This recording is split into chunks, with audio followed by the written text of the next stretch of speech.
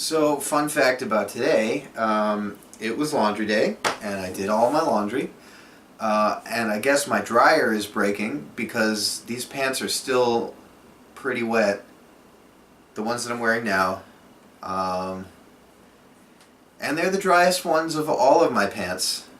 So today, I'm going to soggily talk to you about what I like to call the half-whole-half scale rudiment.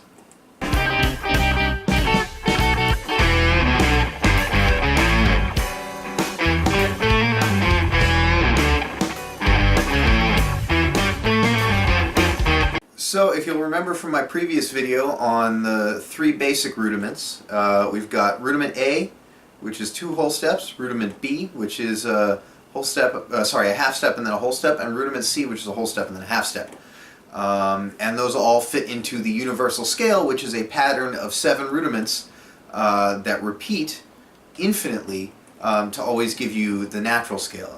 And the repetition is A, A, A, B, B, C, C. If you haven't checked out the video that I'm talking about, then pause this one now and go check that one out, because everything we're talking about today is going to make a lot more sense if you've got that in your mind. Okay, so the half-whole-half rudiment is actually a 4-note rudiment that takes place within 5 frets. So we're going to start on our root, and I'm going to use the 11th fret, actually, just the fret before the 3rd quadrant starts today, to demonstrate all this, and you'll see why in a minute. So we start on our root, the 11th fret, and we go up a half step, then up a whole step, and then up another half step.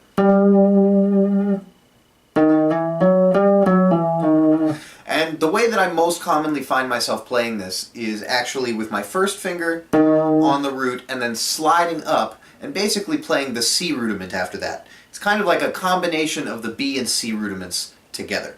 There's the B rudiment, and then there's the C rudiment. Now, one thing that you'll notice when I do that is that innately it contains a little bit of motion in the hand to play the whole rudiment. Instead of doing this and keeping my hand perfectly still, I'm incorporating a slide. Well, the cool thing about the half-whole-half rudiment is that when you combine it on top of itself, or rather continue it in the pattern of half, whole, half, whole, half step, whole step, half step, whole step, all the way up to the octave, you wind up with what's called the octatonic scale. And this is one of my favorite out there scales that exists. So we have our root, then that first half step, whole step, half step, and then what comes next is another whole step. And what that does is that puts us on now the 12th fret of the next string up, of our 4th string. And then we play the same rudiment again. And we keep doing the same pattern. And there's our root. Actually, there's our octave right there.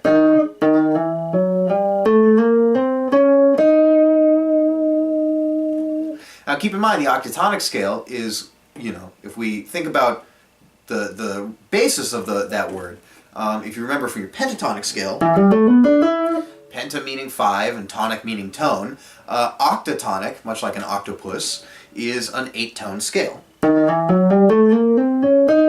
And for you theory nerds, it contains the root, the flat 9, the sharp 9, the major 3rd, the sharp 11, the perfect 5th, the natural 6th, and the flat 7th. And then back up. Now, the octatonic scale is really useful for playing out there notes. You can pull a lot of stuff from it. It's got a minor chord in it. It's got a major chord in it.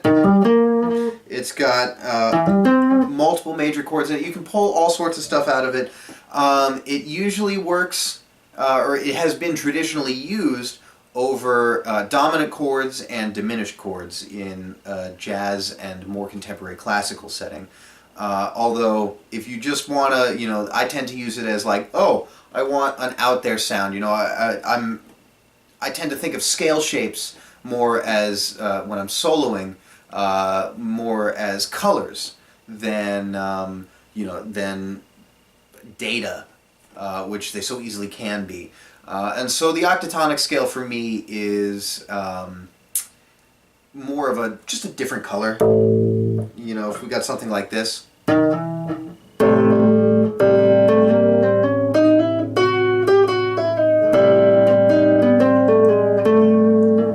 That's over A minor.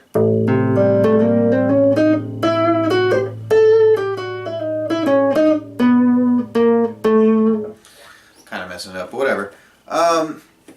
But that's not the only thing you can get. So that is what happens when you combine two of these rudiments. And what I want us to start seeing is this kind of like two rudiment, two string octave shape. That's going to become really important for what we're talking about next. So, you know, we've got this octave here. And we've traveled a bit to get here. Obviously, we've traveled up 2 frets. And then we just play the same pattern again.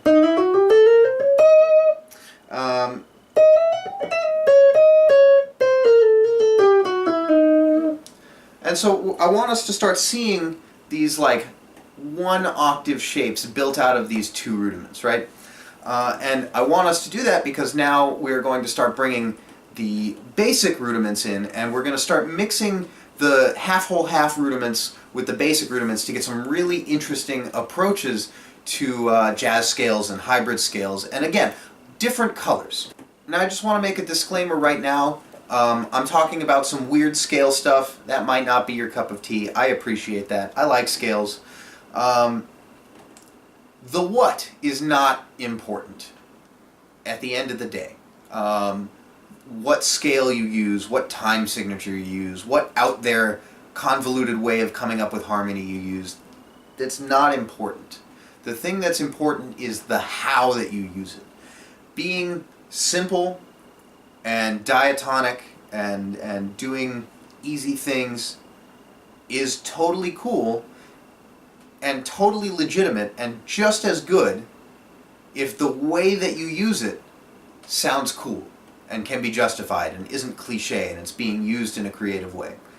And in the same vein, all of these crazy hybrid scales that I like to play are just as useful and just as good if the way they're being used is cool and creative. Just throwing them in there for the sake of throwing them in there is not... It's an exercise in flexing your mental muscles, right? That's not art to me.